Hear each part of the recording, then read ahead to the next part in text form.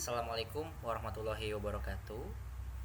Sebelumnya yang saya hormati Ibu Marisa Eskom Mkom selaku dosen pengampu mata kuliah data mining, serta yang saya hormati dan saya banggakan teman-teman semua yang menyaksikan pembawaan materi dari saya baik dari rumah maupun dari tempat lain. Sebelumnya izinkan saya memperkenalkan diri saya terlebih dahulu. Perkenalkan, nama saya Muhammad Faiz Satroyadi, kelas A pagi semester 5 dengan NIM 230 11111 0016. Di sini saya akan membawakan materi yaitu klasifikasi credit approval menggunakan algoritma decision tree. Pengertian klasifikasi. Klasifikasi dalam ilmu data mining adalah suatu proses analisis data yang bertujuan untuk mengelompokkan atau menentukan kelas dari suatu objek data ke dalam kategori tertentu. Proses ini dilakukan dengan mempelajari pola, karakteristik, dan hubungan yang terdapat pada data sebelumnya yang telah diberi label atau data latih. Model klasifikasi yang dihasilkan kemudian digunakan untuk memprediksi kelas dari data baru yang belum diketahui kategorinya. Klasifikasi termasuk dalam metode supervised learning karena memerlukan data latih yang memiliki label sebagai acuan dalam proses pembelajaran. Lalu, algoritma decision tree. Algoritma decision tree atau pohon keputusan adalah salah satu algoritma klasifikasi dalam data mining yang digunakan untuk memprediksi kelas suatu data dengan membentuk struktur seperti pohon. Algoritma ini memodelkan keputusan dalam bentuk node atau simpul, lalu ada cabang dan daun sehingga mudah dipahami dan diinterpretasikan. Selanjutnya ada strukturnya.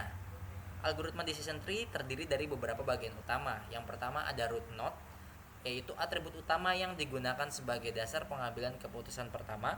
Lalu ada internal node, yaitu atribut lanjutan yang digunakan untuk membagi data berdasarkan kondisi tertentu. Lalu ada branch atau cabang, yaitu hasil dari suatu kondisi atau aturan. Lalu yang terakhir ada leaf node atau daun. Hasil akhir berupa kelas atau keputusan, biasanya disetujui atau ditolak. Selanjutnya ada kelebihan algoritma decision tree. Yang pertama, mudah dipahami dan diinterpretasikan. Algoritma decision tree menyajikan proses pengambilan keputusan dalam bentuk struktur pohon yang menyerupai cara berpikir manusia. Setiap keputusan yang dibuat melalui serangkaian pertanyaan sederhana, if then, sehingga pengguna dapat dengan mudah mengikuti alur keputusan dari awal hingga akhir tanpa memerlukan pemahaman matematika yang kompleks. Yang kedua, hasil keputusan bersifat transparan. Setiap keputusan yang dihasilkan oleh decision tree dapat ditelusuri berdasarkan aturan yang jelas. Hal ini memungkinkan pengguna untuk mengetahui alasan mengapa suatu data diklasifikasikan ke dalam kelas tertentu. Dalam kasus credit approval, transparansi ini sangat penting karena pihak bank dapat menjelaskan alasan persetujuan atau penolakan kredit kepada nasabah. Lalu untuk kekurangannya, yang pertama rentan terhadap overfitting. Decision tree cenderung membuat pohon yang terlalu dalam dan kompleks untuk menyesuaikan semua detail termasuk noise pada data training. Akibatnya, model performa sangat baik pada data latih tetapi buruk pada data baru atau data testing. Dalam credit approval, ini bisa menyebabkan aturan yang terlalu spesifik sehingga tidak generalisasi dengan baik pada pemohon kredit baru. Solusi umumnya yaitu pruning atau pemangkasan pohon, lalu batas kedalaman maksimum atau minimum samples per leaf. Yang kedua ada high variance atau tidak stabil. Perubahan kecil pada data training, misalnya tambah atau hapus beberapa sampel, dapat menghasilkan struktur pohon yang sangat berbeda. Hal ini membuat model kurang konsisten dan sulit direproduksi. Pada dataset credit approval yang sering berubah, yaitu data baru dari nasabah berbeda, itu contohnya, lalu model bisa memberikan prediksi yang tidak stabil. Lalu yang ketiga ada greedy algorithm dan tidak optimal secara global. Decision tree menggunakan pendekatan greedy, yaitu memilih split terbaik secara lokal di setiap node tanpa mempertimbangkan dampak jangka panjang. Hasilnya, pohon yang dibuat mungkin bukan yang optimal secara keseluruhan. Ini bisa mengakibatkan performa lebih rendah dibandingkan model lain seperti ensemble, random forest, atau gradient boosting. Lalu cara kerja algoritma decision tree itu gimana sih? Algoritma decision tree mengubah data kompleks menjadi serangkaian aturan if then sederhana dan berjenjang yang sangat mudah dibaca serta dijelaskan manusia. Algoritma ini membagi data secara berulang berdasarkan fitur paling informatif sehingga membentuk kelompok homogen di leaf node. Keunggulan utamanya adalah transparansi tinggi sehingga dapat sangat cocok untuk kasus seperti credit approval bank, bisa memberikan alasan jelas dan dapat dipertanggungjawabkan atas keputusan persetujuan atau penolakan kredit. Namun decision tree tunggal rentan terhadap overfitting dan variance tinggi. Oleh karena itu biasanya digunakan dengan pruning atau pemangkasan pohon, lalu sebagian besar dari ensemble seperti random forest dan gradient boosting untuk meningkatkan akurasi serta kestabilan prediksi. Lalu di sini ada CRISP-DM. Di sini ada beberapa tahapannya. Saya akan menjelaskan. Yang pertama itu ada business understanding. Di tahap ini kita fokus memahami masalah bisnis dan tujuan yang ingin dicapai. Jadi sebelum melihat data kita harus tahu dulu sebenarnya data apa sih yang ingin diselesaikan begitu. Lalu yang kedua ada data understanding. Di sini kita mulai mengumpulkan dan memahami data, melihat struktur data, isi data serta mendeteksi masalah seperti apa, seperti data kosong atau tidak konsisten begitu. Lalu ketiga ada data preparation. Tapi ini adalah proses pembersihan dan penyiapan data seperti menghapus data duplikat, mengisi data kosong, dan memilih fitur yang akan digunakan, dan ini biasanya merupakan data yang paling lama begitu. Yang keempat ada modeling. Pada tahap ini kita membangun model, misalnya menggunakan algoritma, machine learning atau metode statistik untuk mendapatkan pola dari suatu data. Yang kelima ada evaluation. Model yang dibuat dievaluasi memastikan hasilnya sesuai dengan tujuan bisnis, bukan hanya akurat secara teknis begitu. Lalu yang terakhir ada deployment. Jika hasilnya sudah jelas, model atau hasil analisis diterapkan ke sistem nyata, misalnya ke aplikasi atau laporan pengambilan keputusan begitu. Ini pembahasan CRISP-DM sesuai dengan pembahasan credit approval. Yang pertama ada business understanding. Di sini kita harus memahami problemnya dulu. Problemnya adalah Departemen Kredit Bank mengalami peningkatan rasio kredit macet atau NPL sebesar 25% dalam 6 bulan terakhir. Proses approval manual saat ini memakan waktu yang sangat lama, yaitu sekitar 3-5 hari, dan sangat tidak konsisten, bergantung pada subjektivitas analisis kredit. Lalu manajer risiko memerlukan sistem yang dapat memprediksi potensi default sejak tahap aplikasi untuk mengurangi risiko dan mempercepat proses. Lalu ada objektifnya untuk membangun model klasifikasi yang dapat memprediksi status approval kredit, yaitu ditolak atau disetujui berdasarkan data aplikasi nasabah, dengan tujuan mengurangi risiko default dan mengotomatisasi proses screening awal. Lalu yang kedua ada data understanding. Di sini nama nasabahnya, data-datanya yaitu identitas unik setiap pemohon kredit. Jadi dalam data understanding ini saya akan menjelaskan terkait apa aja sih atribut yang ada begitu. Lalu jenis kelamin, kode L untuk laki-laki, P untuk perempuan. Lalu ada umur yaitu usia pemohon kredit, ada jumlah pinjaman yaitu total nominal pinjaman yang diajukan, lalu ada JKW yaitu lama tenor pinjaman dalam tahun. Lalu ada jumlah angsuran yaitu besaran angsuran per periode. Lalu ada tipe pinjaman, ini kodenya tipe produk kredit. Lalu ada jenis pinjaman, kode kategori pinjaman yang lebih spesifik. Lalu ada BI sektor ekonomi yaitu kode sektor ekonomi tujuan kredit. Lalu ada KUL yaitu status kolektibilitas lancar. Lalu ada perhatian khususkah atau macet begitu. Lalu ada BI golongan debitur yaitu klasifikasi debitur yaitu individu, badan usaha atau yang lain. Lalu ada BI golongan penjamin yaitu jenis penjamin kredit. Lalu ada saldo nominatif, ada tunggangan pokok, ada tunggangan bunga, lalu juga ada status kredit.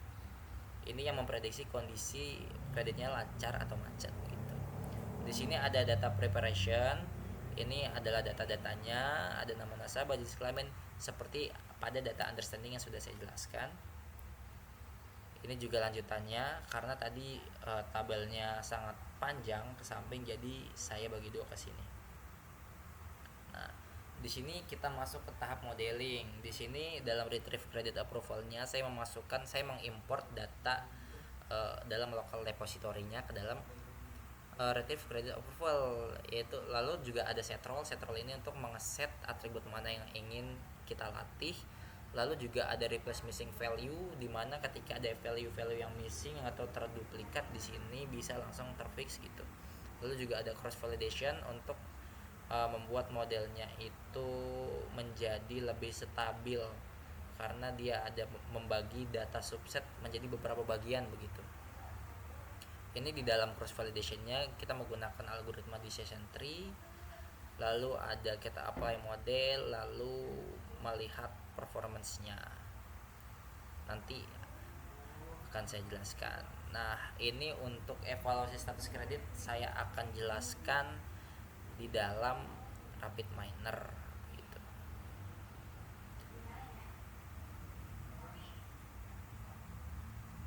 Oke, saya akan beralih ke dalam aplikasi Rapid Miner-nya.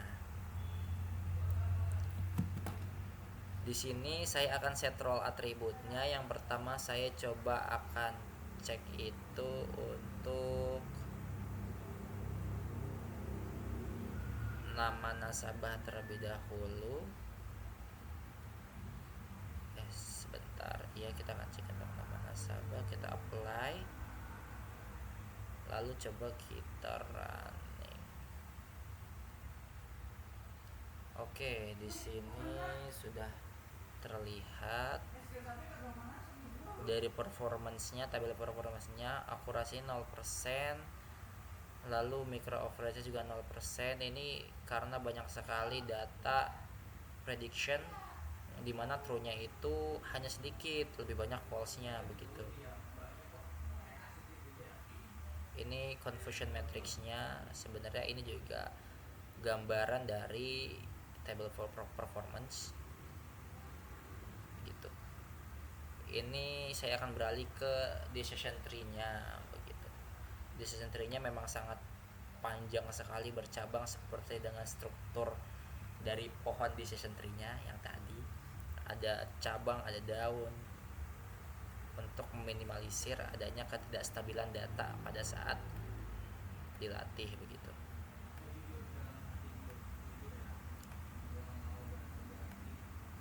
Oke, sangat banyak sekali. Sekarang saya akan beralih set role lagi, yaitu atribut yang berbeda. Sekarang atributnya adalah jenis kelamin. Saya akan coba apply atribut jenis kelamin, lalu saya akan execute atau saya akan mulai prosesnya. Di sini di tabel performance, di result history-nya terlihat di mana prediction perempuan yang benar-benar diprediksi perempuan adalah 514. Jadi model ini berhasil memprediksi perempuan sebanyak 514. Di mana sisa datanya itu yang diprediksi perempuan malah terprediksi menjadi laki-laki sebanyak 336. Sehingga dari total kesalahan evaluasi ini class precision-nya ada di 60,47%. Lalu kita beralih ke prediction laki-lakinya. Di sini sangat sedikit sekali yang prediksi laki-laki oleh model ini, yang benar-benar ternyata laki-laki hanya 4, tapi yang diprediksi perempuan hanya lebih banyak, itu 12, sehingga class precision-nya ini ada di 75%, di mana class recall-nya untuk true perempuan ini ada di 99%, di true laki-laki ini ada 3,45%. Ini juga untuk tabel description-nya, confusion matrix-nya. Ini juga gambaran berkaca dari menu performance result history tadi. Oke, kita akan beralih ke decision tree-nya. Ini juga sama seperti sebelumnya, sangat banyak sekali bercabang untuk meminimalisir adanya ketidakstabilan hasil tadi prediksinya. Sekarang saya akan beralih ke atribut lain, yaitu atribut saya akan coba set role dulu. Yang terakhir itu saya akan coba mengetes atribut status kredit. Saya akan apply, lalu saya akan jalankan. Nah, di sini sudah terlihat result history untuk performance-nya, di mana akurasinya ini ada 94,69%, yaitu micro average-nya ada di 94,6% begitu. Di sini prediksi macet oleh model ini yang benar-benar macet itu ada 593. Jadi data aslinya itu yang macet memang 593, dan diprediksi macetnya oleh model ini ada 593. Tapi di sini ada kesalahan data, yaitu 24 data yang diprediksi macet tapi ternyata itu malah lancar. Jadi class precisionnya ada di 96,11%. Lalu untuk prediksi lancar yang diprediksi benar lancar ada di 227 data, dan prediksi salahnya yaitu prediksi lancar tapi di data aslinya ternyata macet ada di 22, sehingga class precisionnya ada di 91,16%. Sehingga class recall-nya untuk data macet ada di 96,42%, lalu di data lancar ada di 90,44%, begitu. Saya akan beralih ke tabel decision tree-nya. Ini lebih banyak lagi decision tree-nya sesuai dengan struktur dari algoritma decision tree. Oke. Jadi sekian untuk penjelasan dari saya, pembawaan materi dari saya terkait klasifikasi credit approval menggunakan algoritma decision tree. Kurang lebihnya mohon maaf jika ada ada kesalahan atau kesalahan kata-kata yang kurang mengenakan atau ada pembawaan yang terbata-bata. Saya mohon maaf. Wabillahi taufiq wal hidayah. Wassalamualaikum warahmatullahi wabarakatuh.